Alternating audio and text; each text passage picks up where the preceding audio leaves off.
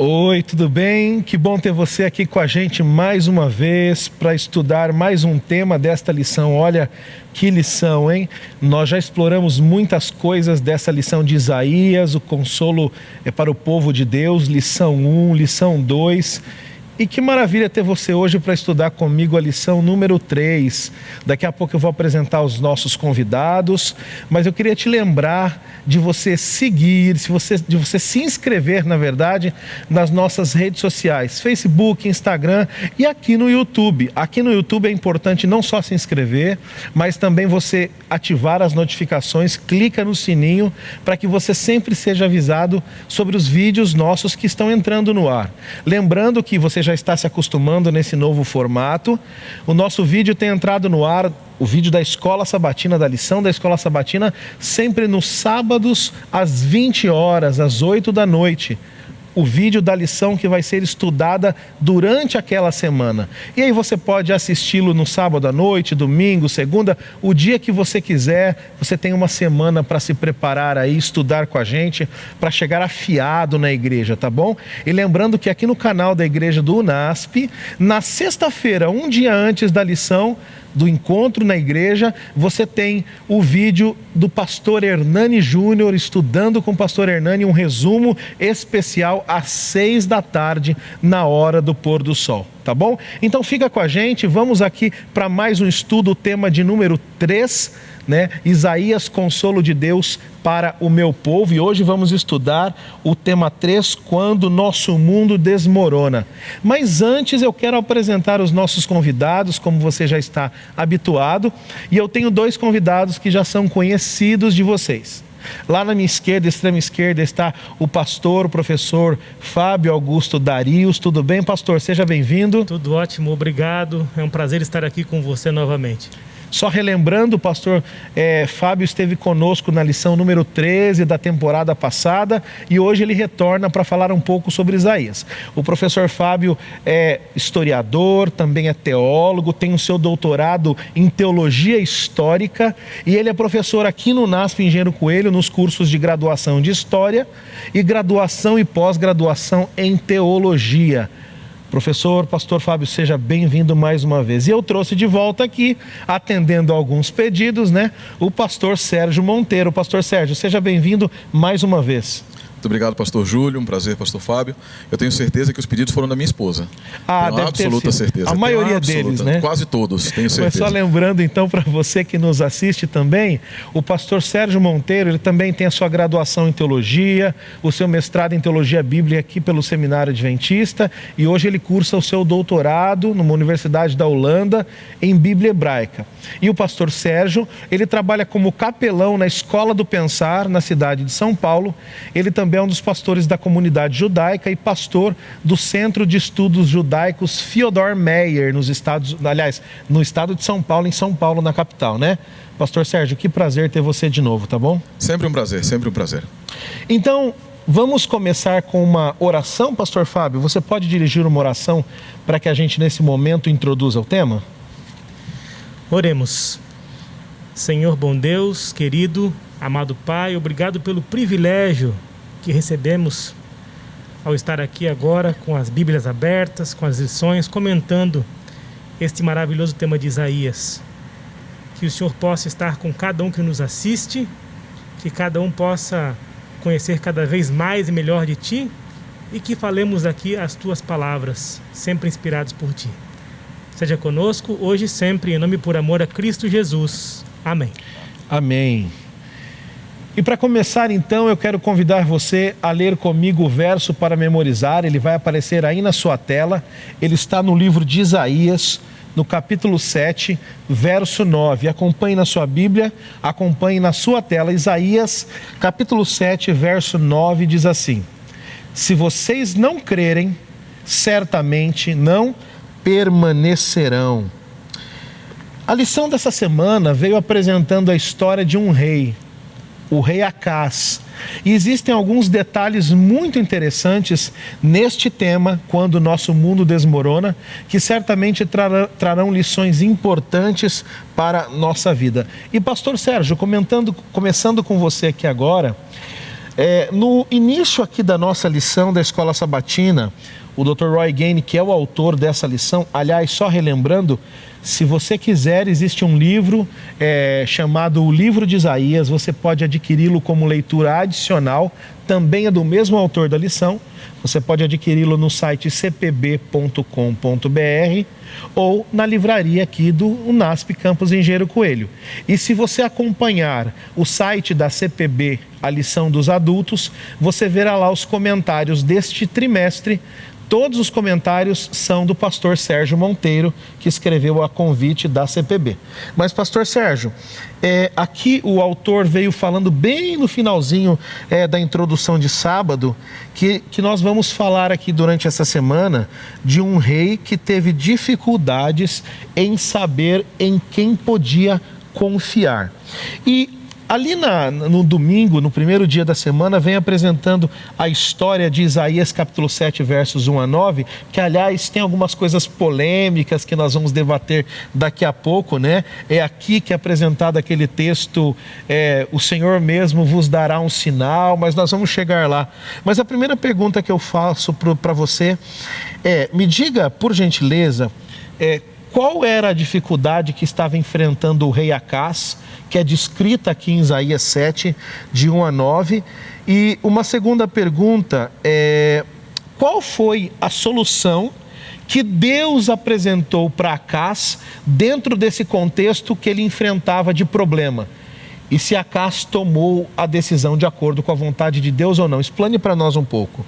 Olha, antes de mais nada, realmente é um prazer poder estudar essa lição, porque Isaías é um livro fantástico. Isaías, ele tem um espectro de conhecimento muito grande, o livro. Eu não sei se Isaías também conhecia tanto assim, mas eu sei que ele conhecia muito de Deus e passou a conhecer bastante aqui. O título da lição de domingo é Perigo Vindo do Norte. Havia uma confederação chamada Sírio-Efraimita, né?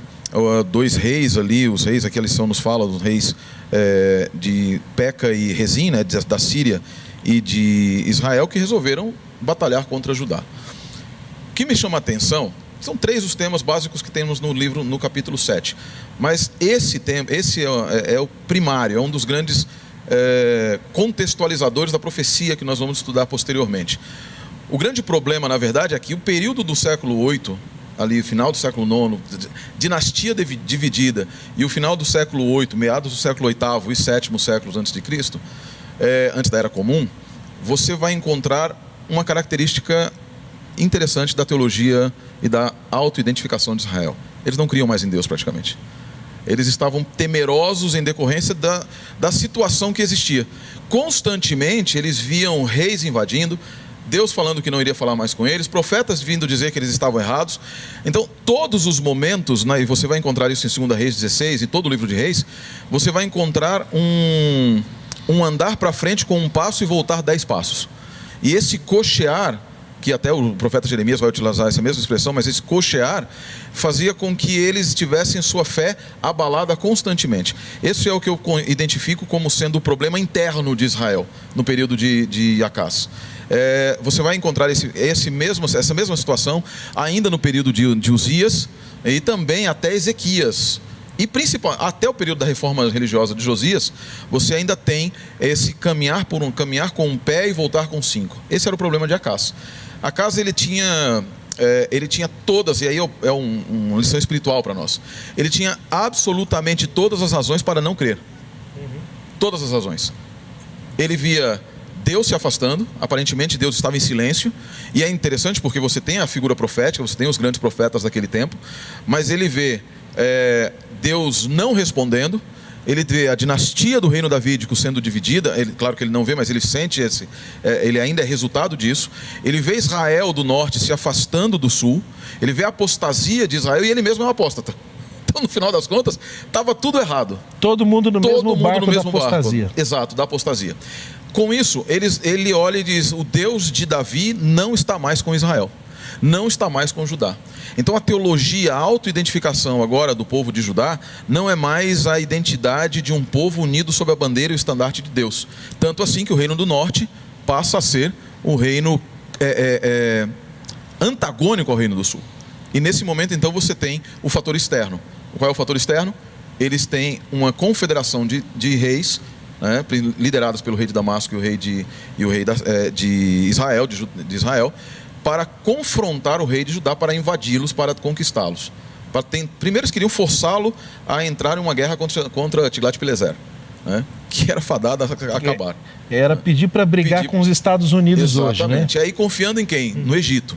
Confiando lá no Egito. Não, e etc. Depois a gente vai ver. Que não era confiável, né? Totalmente, nunca foi confiável. Nunca foi confiável. Qual é a resposta que Deus dá? O que é que Deus diz para eles? Se nós vemos no capítulo 7, verso 3, Deus diz a Isaías assim: toma teu filho, Shear-Yashuv, vai até lá. E a mensagem que vem logo em seguida diz: tenha calma, eu vou estar com você. O que Deus disse para ele, a solução é: não confie nos exércitos humanos nem na sua própria força. Saiba que apesar do meu silêncio e apesar da tua apostasia, eu ainda estarei contigo. Ou seja, de um lado a gente tinha os reis Rezim e Peca querendo introduzir Acaz nessa trindade para entrar em guerra contra Tiglat-Pileser. Do outro lado você tinha Tiglat-Pileser vendo o que ia acontecer. Ele estava querendo só uma brechinha para entrar em Judá, para impor ali um governador marionete, e ele conseguiu. Ele queria colocar um poste, né? Um Astarote. Um fantoche, né? Uhum. E qual foi, assim, a casa, então, ali no meio, olhando para um lado Tiglat-Pileser, do outro Rezim e Peca, qual foi a decisão que ele toma? A pior de todas, ao invés dele olhar para cima e escutar o que Deus havia dito, tenha calma, eu lutarei com você, eu estarei contigo, ele resolve mandar uma carta para Acaz, para Tiglat-Pileser, e fazendo algo que é inaceitável do ponto de vista da teologia do rei. Dois momentos na história de Israel colocou alguém no lugar, assim, quase foi destruído por causa disso. Capítulo 32 do livro de Êxodo, quando eles colocam o bezerro de ouro no lugar de Deus, daquele que o havia trazido, e tirado do Egito, e dizem assim: porque este homem Moisés, que nos tirou da terra do Egito, ele não voltará. Moisés não tinha feito nada. Quem havia feito foi Deus. Uma segunda situação, no caso dos espias. Quando eles vão até lá, tem mata a curiosidade da terra. O termo hebraico utilizado não é o termo para análise estratégica, mas para matar a curiosidade mesmo.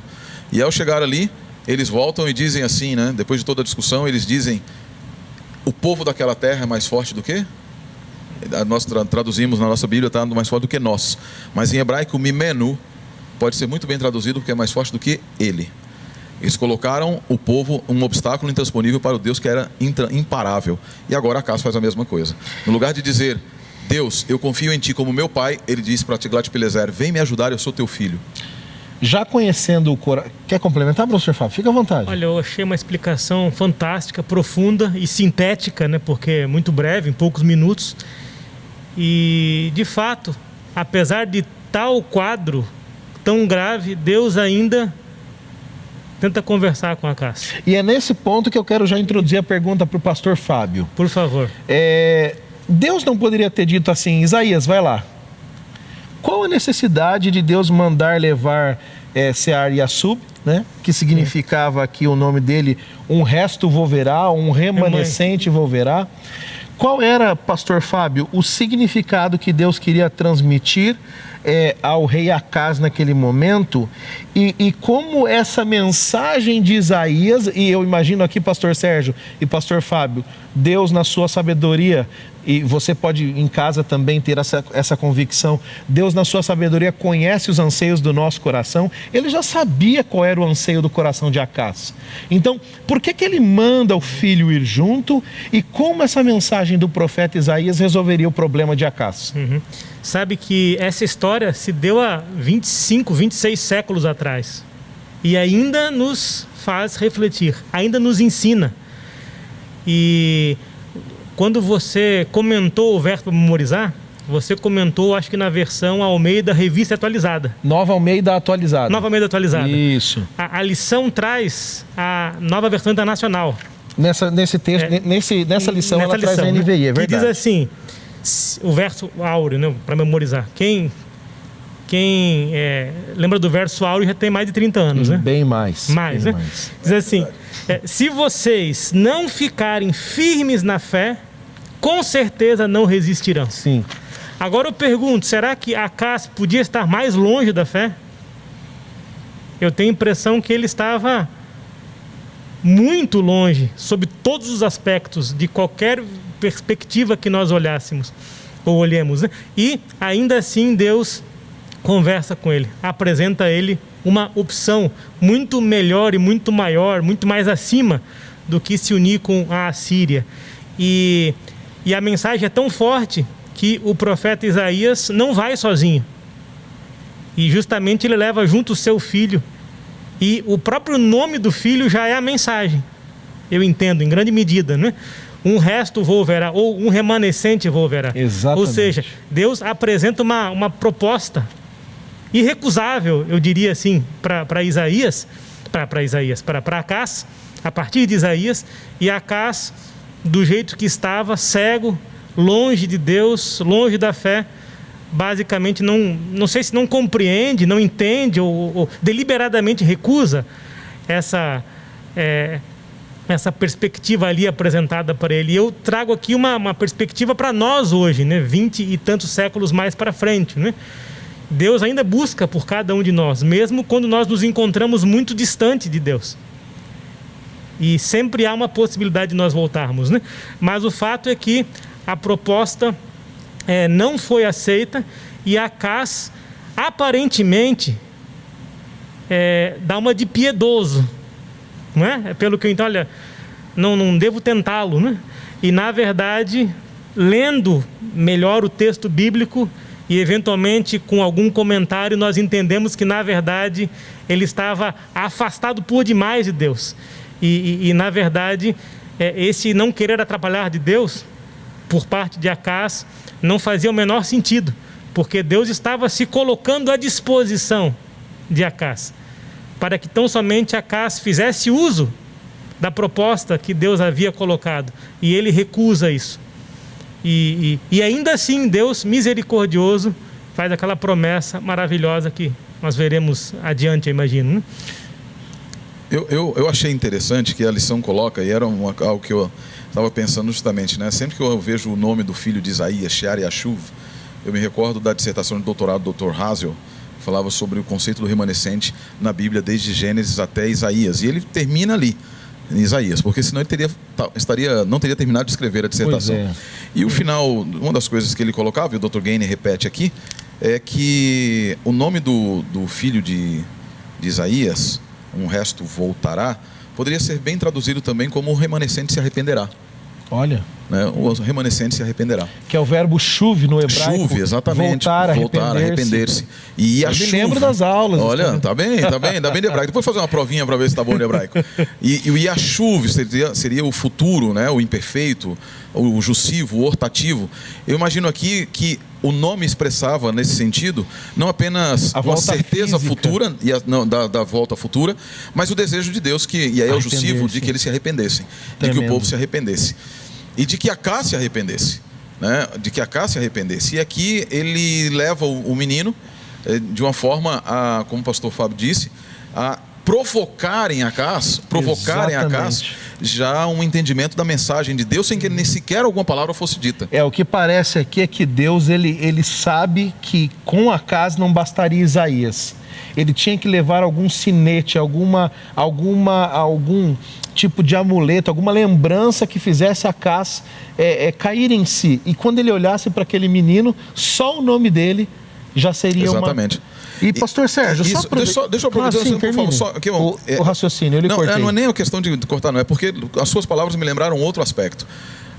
Nós comentamos lá na primeira lição, eu me recordo da primeira lição, nós comentamos a respeito do contexto da aliança, pastor Fábio, do contexto da aliança de Isaías. E aqui eu vejo mais uma vez, porque quando nós lembramos do contexto na aliança, quando Deus fala que mandaria o povo para o exílio, destruiria a terra, faria com que ela descansasse, faria com que a terra descansasse, ele fala exatamente que um remanescente, ao final, se arrependeria. Sempre a ideia do remanescente está ligada ao retorno E aqui você une o arrependimento espiritual com o retorno físico. Exatamente. Que é exatamente a ideia que Deus quer provocar em Acás. Você está com medo porque eles querem te levar para o exílio, mas você deveria me temer, porque eu sou aquele que pode te enviar para o exílio. Voltai-vos para mim e eu me voltarei para vós. Exatamente. Né? E nós vamos ver isso lá vamos lembrar também do canto lá do capítulo 5. Sim. E também do argumento do perdão da primeira de Isaías 1:18. Por quê?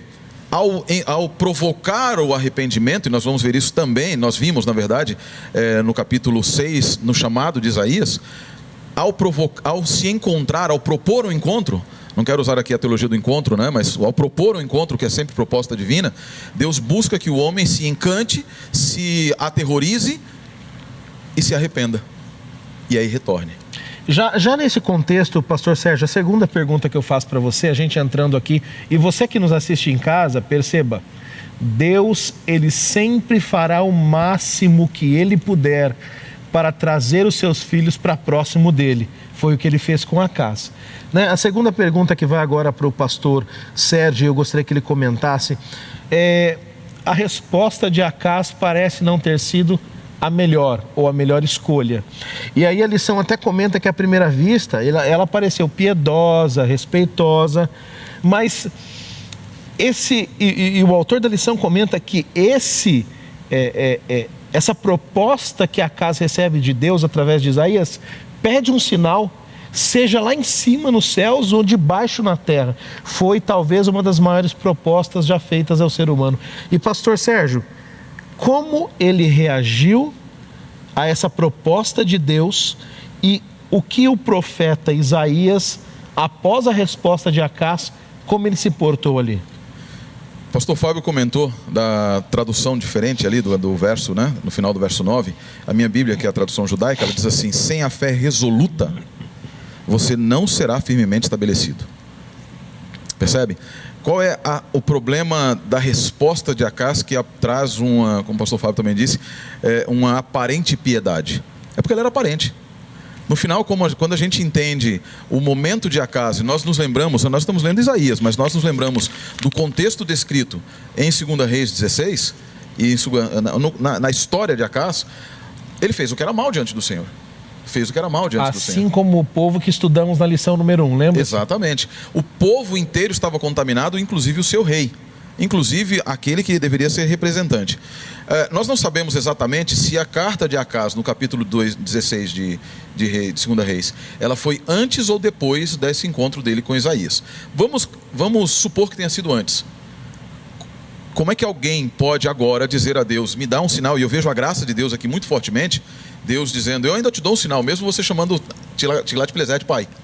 Mesmo chamando Tiglat-Pileser de pai, eu ainda te dou um sinal. E a minha tradução também diz o seguinte, que peça-o de qualquer lugar, o verso 10. Peça a Adonai, e é fantástico isso aqui, o seu Deus. Deus ainda considerava Acás como sendo seu filho, pela sua posição real. São detalhes no texto bíblico que chamam muito a atenção. Que dê a você um sinal, peça-o de qualquer lugar, das profundezas do Sheol até as alturas acima. Aí a minha tradução, na tradução normal, geralmente diz assim, eu não vou pedir. Mas aqui, considerando a ideia por trás do texto hebraico, a tradução da JPS traz assim, eu não quero pedir. Ele expressa a sua vontade agora em não querer pedir. Ele diz assim, não, eu não quero pedir. E qual é a razão pela qual ele não quer pedir? Lembra que eu descrevi? Que ele havia presenciado momentos de silêncio de Deus, presenciado momentos em que Deus parece que não estava com Israel, não estava com Judá. Ele nesse momento permite que a sua humanidade, arrogância, a sua falta de fé em Deus e o olhar demasiadamente para fatos históricos, né, professor de história, quando nós olhamos muitas vezes para os fatos históricos, nós nos esquecemos que Deus trama além da trama dos homens. E Acás deveria ter percebido isso, e não apenas percebido, mas ter dado ouvidos. Lembra lá na primeira lição, a primeira coisa que Deus fala a respeito de tudo que vai acontecer no capítulo, no livro de Isaías é, ouça. Acás deveria ter ouvido. Deus dizendo, eu quero dar um sinal a você. Deus diz, eu quero dar o sinal. E Acás, eu não quero o seu sinal. Acás fez birrinha, né? Fez birrinha. Como um filho de Isaías 1. De Isaías 1 novamente. Acás era o símbolo daqueles de Isaías 1. Filhos que não reconheciam seu pai. e filhos que não entendiam a vontade que o pai tinha de cuidar deles, e vinha que não dava bons frutos. Daí, Acás, aparentemente piedoso, diz: eu não quero pôr Adonai à prova. Deus não estava sendo posto à prova, Deus estava se oferecendo para fazer algo. É muito diferente quando alguém quer tentar ao Senhor, quando Deus mesmo diz: fazei prova de mim, como está em Malaquias. E pastor Sérgio, é bem interessante no contraste com o deserto, né, pastor Fábio? Se você quiser complementar também logo em seguida. No deserto, o povo busca a Deus tentando a Deus. Aqui é Deus que busca Acás. Então, parte de Deus é graça. Exatamente, parte de Deus. Essa é a questão que eu ia dizer, justamente, é Deus que busca o ser humano, né?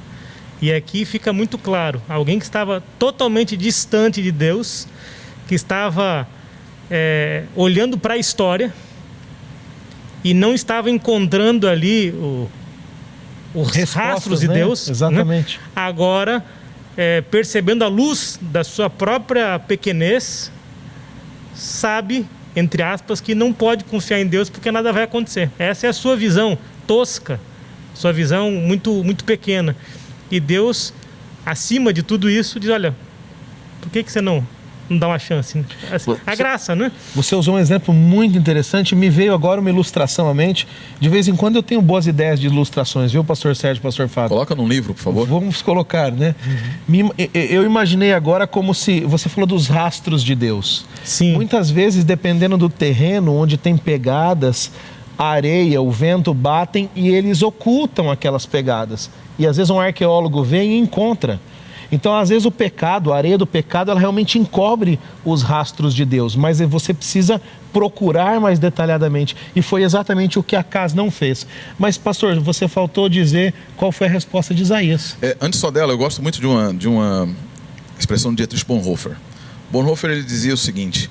Um alemão, hein? Mais um alemão. Aqui é tremendo. O pastor Fábio está até com a Bíblia ali, do Martinho Lutero, né? Bíblia boa. Bonhoeffer, ele disse uma certa feita assim: durante muito tempo da minha vida, eu estive focado na doença, olhando para ela, pensando nela, meditando nela, na doença, e nunca encontrei a cura. Nunca pude encontrar a cura, até o momento que eu parei de focar na doença e olhei para a cura.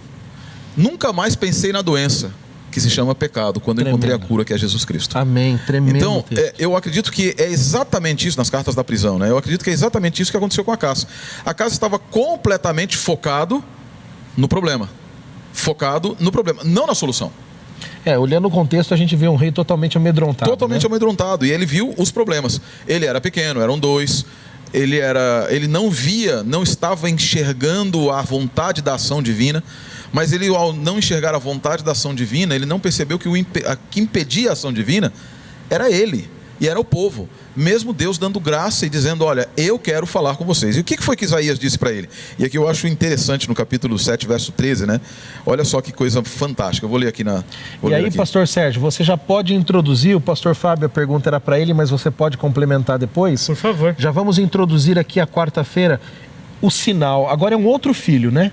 Então, sim. O que acontece nesse contexto? Olha o verso 13, diz assim: então o profeta, quando ele diz não quero, o profeta disse: ouça aqui, casa de Davi, não é mais para casa. Interessante. Ouça aqui, casa de Davi, na minha tradução. Cansar a paciência das pessoas é coisa pequena para vocês. Para desejar cansar também a paciência do meu Deus, opa! Já deixou de ser o seu Deus, né? Já não é mais para casa. Mudou a perspectiva, né? Exato, a perspectiva muda. É como se Isaías houvesse dito: ok, a casa, então você vai perecer, mas o povo de Israel vai continuar, Judá vai continuar. Mesmo vocês cansando a paciência de Deus. Agora o meu Deus vai dizer algo para vocês. Portanto, o próprio Adonai dará a vocês um sinal. Na minha tradução diz: a jovem engravidará, dará à luz um filho e o chamará Emanuel. Deus está conosco. A resposta de Isaías é uma resposta que eu diria dá uma rasteira em Acás. Acás diz: eu não quero tentar ao Senhor teu Deus. Mas vai ter sinal, você querendo ou não. Querendo ou não, e mais, exatamente. A sua própria tentativa de não aceitar, a sua própria negativa de aceitar o sinal de Deus, vai ser utilizada para a sua destruição, e Deus vai dar um sinal demonstrando que Judá permanecerá além de você. E aí nós entramos naquela questão, né, que é a questão, na minha visão, uma das questões basilares do livro de Isaías. Mais uma criança. Vocês já perceberam que Isaías revolve sobre crianças os primeiros versos, os primeiros capítulos? Isso é muito interessante. O primeiro deles nós encontramos é Shear Yashuv. O resto voltará. Depois Eu gosto muito de um texto muito bonito de Isaías. Até diz assim, pastor, o senhor, na primeira lição me recordo, voltai a mim, eu me voltarei a vós. Voltai a mim, eu voltarei a vós. E eu fico imaginando que essa criança do capítulo 7 é exatamente a resposta ao Shear Yashuv. Aquela, né? Se o resto voltar, e o resto voltará, e esse resto será abençoado pela presença de uma outra criança.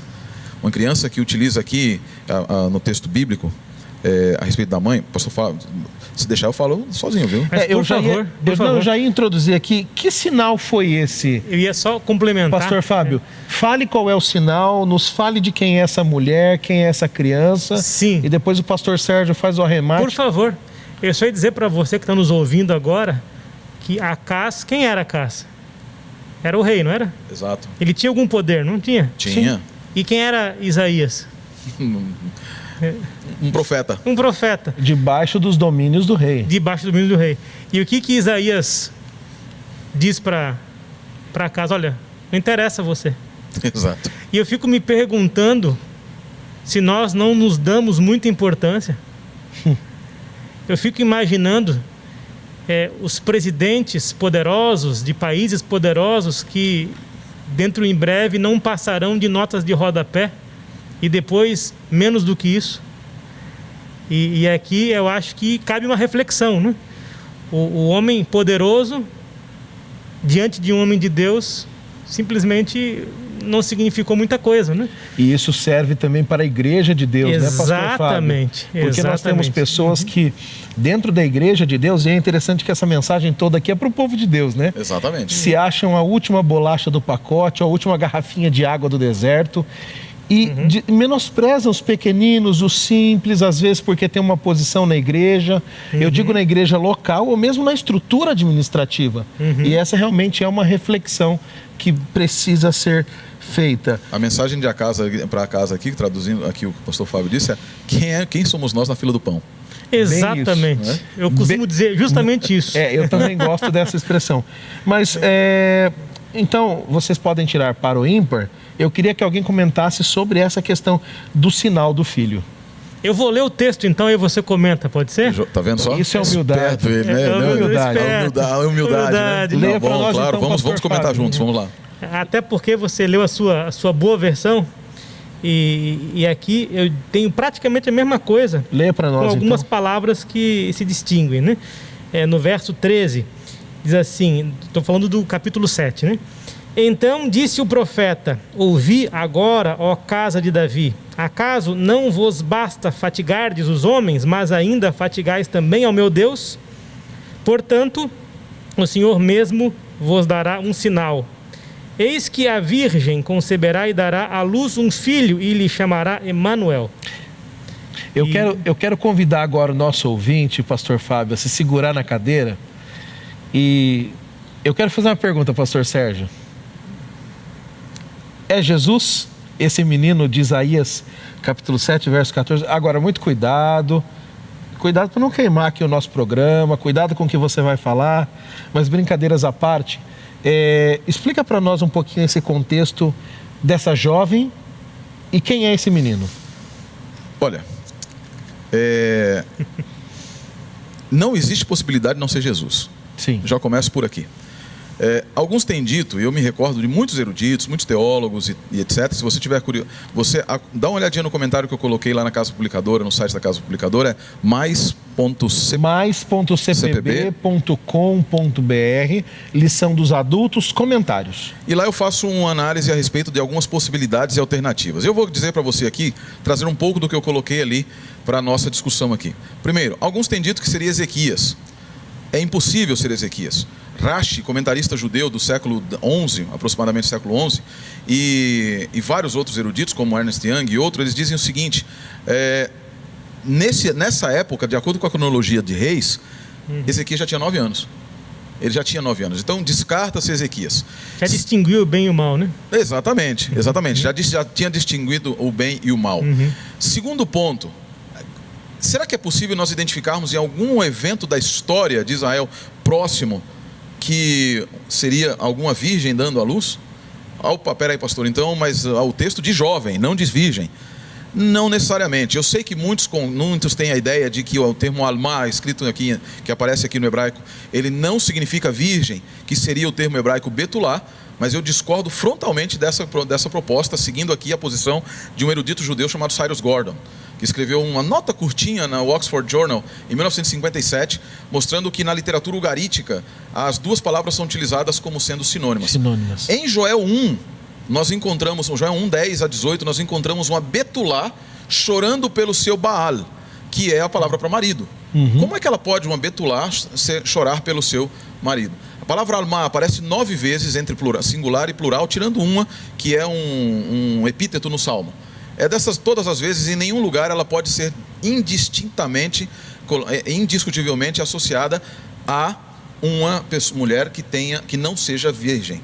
E eu te chamo a atenção para 2 casos em que a palavra alma aparece, que para mim são, naquela leitura intertextual que nós aprendemos aqui na faculdade, com o pastor Siqueira e com outros, com o pastor Edson e etc., close reading. Nessa intertextualidade eu encontro 2 episódios que servem, na minha visão, como elementos que nos dão a construção e a razão pela qual Deus utilizou aqui alma e não betulá. O primeiro deles está em Gênesis 24, com Rebeca. Rebeca é chamada de betulá, Naar e alma. Os 3 termos que indicam juventude, virgindade, Naar é jovem, menina, betulá, que seria indicativo de virgem, virgindade absoluta, e alma, que tem a ver com maturidade. Idade para se casar. Idade para se casar, mas não sendo casada.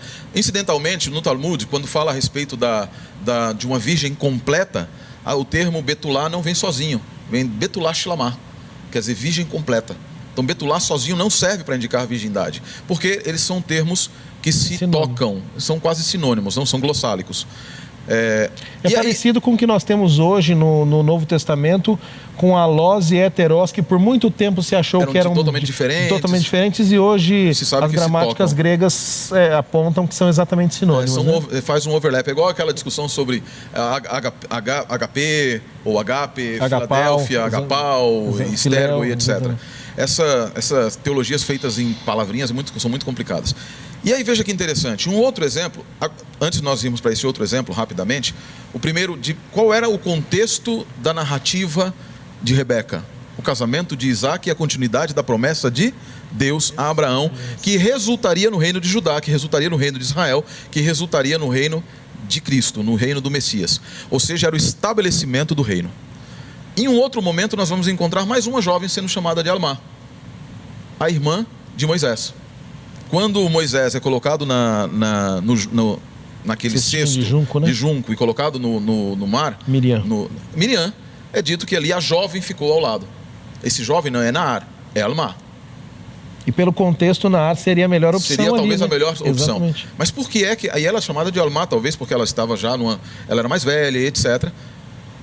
E qual é a razão dela estar ali? E quem era Moisés? Moisés é o libertador da nação que foi estabelecida através da Almá, Rebeca.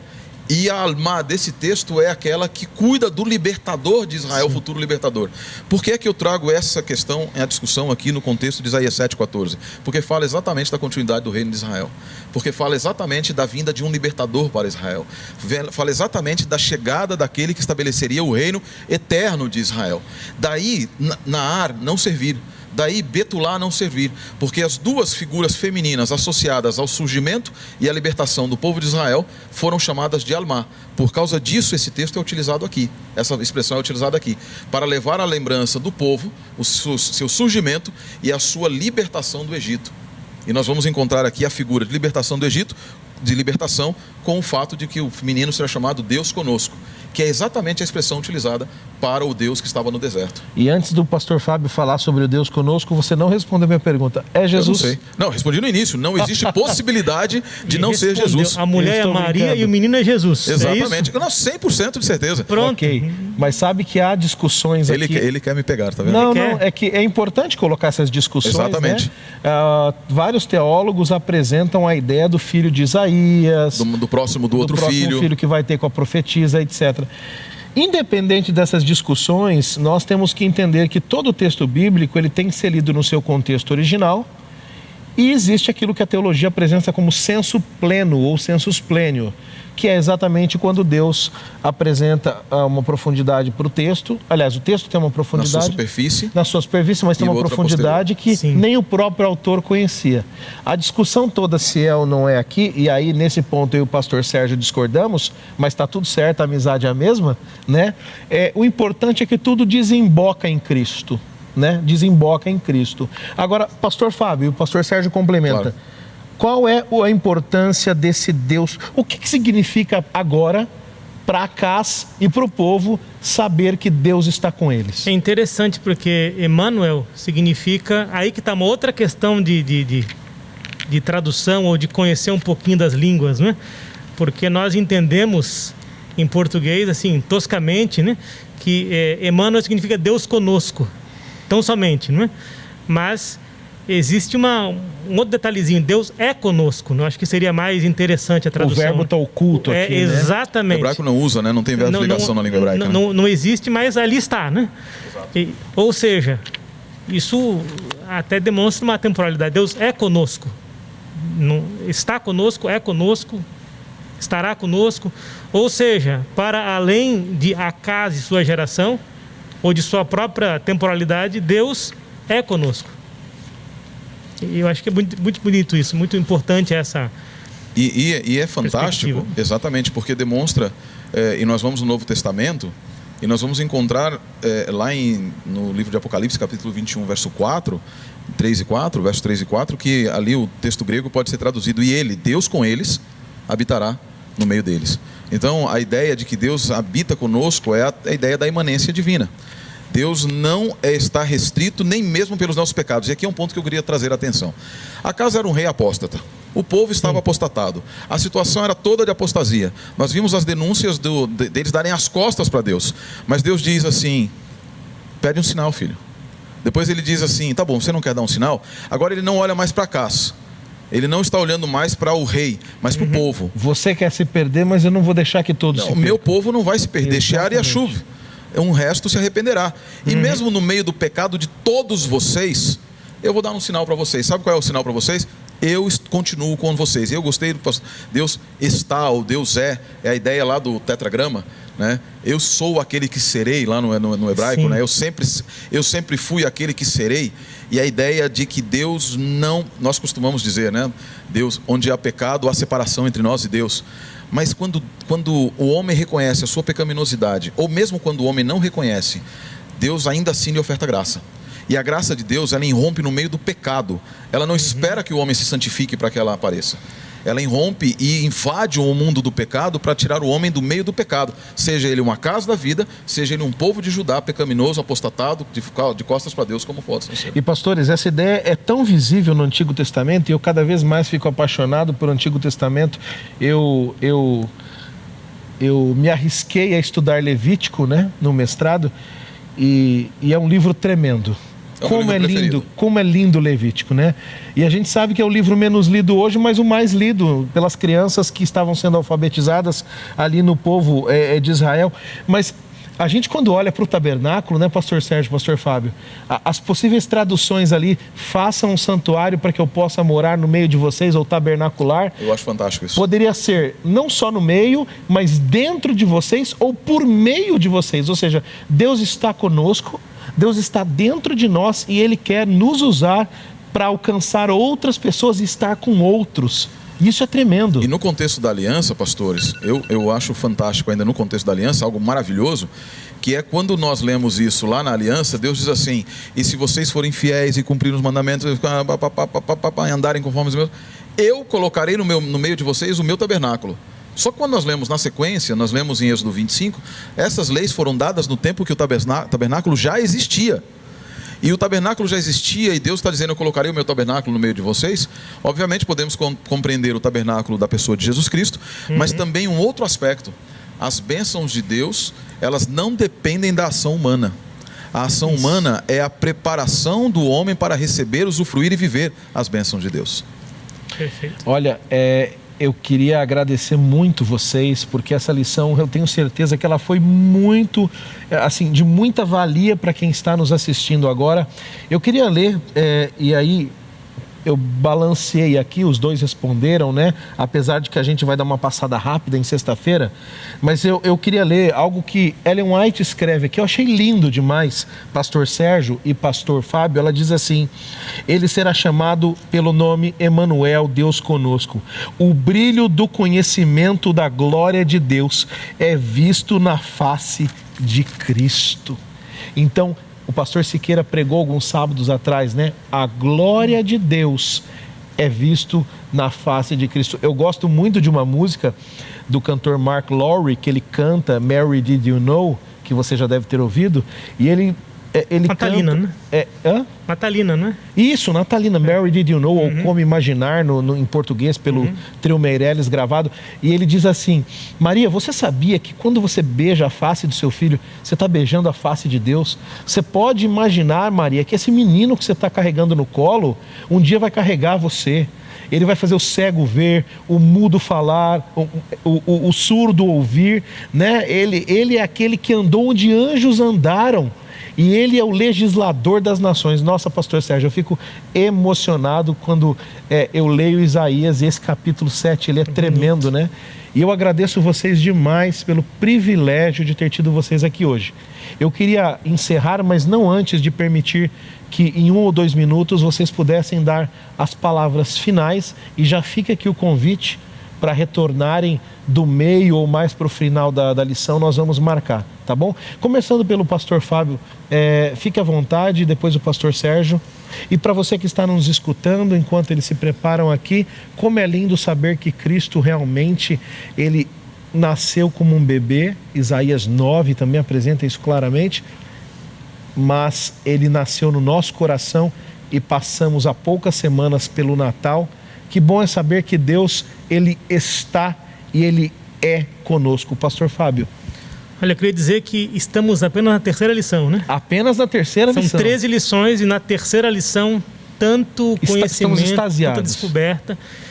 E a minha dica para você é muito simples: adquira a sua lição, consiga a sua lição, leia o livro de Isaías, compreenda cada vez mais e melhor a vontade de Deus, e saiba que Deus está com você. Deus é conosco. Deus não nos abandonou, assim como deu todas as chances para Acaz, que era o pior dos piores no contexto que a gente viu aqui, bem colocado. Então, meu amigo, é um apelo mesmo aqui para você, né? O livro de Isaías é muito bonito, é uma das grandes pérolas da literatura, acho que mundial, independente Sim. da língua, do contexto. O texto de Isaías é maravilhoso em muitos aspectos. Não apenas a mensagem, que é maravilhosa, mas a forma como ele foi escrito, porque tudo leva à mensagem, obviamente, né? E entenda que é basicamente Deus falando com você, Deus buscando a você. E neste ano que começa complexo, ainda com o vírus aqui e acolá, saiba que Ele ouve você, Amém. Que Ele está com você e que Ele ama você. Amém. Eis a minha mensagem para você hoje. Obrigado, pastor Fábio. Pastor Sérgio. Mais uma vez, obrigado, pastor Júlio, obrigado pela companhia, pastor Fábio. Você que nos assiste, independente de como nós chegamos em Isaías 7,14 a Cristo, o pastor Júlio disse que tem a sua posição, uma posição através do sensus plenior, que é um conceito bonito que nos permite adentrar a profundidades e camadas diferentes do texto, ou através da leitura simples, como eu prefiro, uma leitura que me leva diretamente apenas a Cristo Jesus, sem passar por intermediários. O importante é Ele, e Ele é o importante. Há uma música do ano passado, 2020, uma música que eu simplesmente sou apaixonado por ela, tudo por Ele. Tudo por Ele e tudo por Ele. Sem Ele, nada do que foi feito se fez. Um abraço ao pastor Felipe Tonasso, que é o autor dessa canção. Música. Linda música, linda, maravilhosa. O Tonasso, ele tem uma capacidade de criar impressionante. Hinos maravilhosos. E concordo com o pastor Fábio, o texto de Isaías é um texto lindo, um texto estilisticamente lindo, profeticamente maravilhoso, espiritualmente relevante. O que nós precisamos entender é: Deus está conosco, Deus em todos os momentos está conosco. A ideia de que Deus está conosco é a ideia que perfaz a Bíblia em todos os seus textos, desde o primeiro verso da Bíblia até o último verso da Bíblia. Em 4 capítulos nós estamos em plena comunhão com Deus, na criação e na recriação, no capítulo 21, capítulos 21 e 22 de Apocalipse. Todo o restante é a história da busca que Deus faz pelo homem. Como dizia o rabino Herschel, nós precisamos parar de correr. A mensagem do livro de Isaías e a mensagem para nós que estamos vivendo num contexto de pandemia, de novas cepas, disso e aquilo outro, de quase um 8º século antes de Cristo, não agora com REC e PESIM, mas agora com coronavírus e vacinas e etc., é saber que, de alguma maneira, uma criança que nasceu, ela também continua sendo o sinal de Deus para cada um de nós, de que Ele está conosco, Ele continuará conosco e nós com Ele estaremos por toda a eternidade. Fiquem com Deus, estejam com Deus, porque Ele certamente está com você, estará com você por toda a eternidade. Amém. Muito obrigado, pastor Sérgio. Pastor Sérgio esteve conosco na lição número 1, na lição número 3. Ele vai encerrar agora com uma oração final. E como bom judeu, se quiser fazer uma bênção em hebraico e depois a tradução para nós, fique à vontade, pastor. Tá ok então, pastor, vamos lá. Querido amado Pai, nosso Senhor e nosso Criador, louvado seja o teu grandioso nome. Abençoa, Deus, aqueles todos que neste momento escutam esta lição, aqueles que escutarão noutros momentos, nas suas noites, nas suas tardes, nas suas manhãs, nas suas meditações. Que eles saibam que sobretudo, acima de tudo e em tudo está a tua impressão digital, a tua mão de amor, a tua demonstração de graça, e que nós não tentamos, quando aceitamos a tua própria oferta, de que peçamos um sinal. Que nós tenhamos a completa inteligência, a maior inteligência de todas, a espiritual, de pedir que o sinal seja Cristo nascendo em nosso coração. Que este Cristo nascido, esse Emanuel, ao nascer em nosso coração, brilhe como um sinal de que o Senhor está conosco, está em nós, está ao nosso redor e que nos convida para estar em Ti, estar contigo e viver contigo eternamente nas mansões celestiais. Bendize-nos, ó Deus, com a tríplice bênção mencionada na Tua palavra, na Torá, que assim diz: Yevarecha Adonai veishmerecha, Yair Adonai panav elecha vihunecha, Yisa Adonai panav elecha veyasem lecha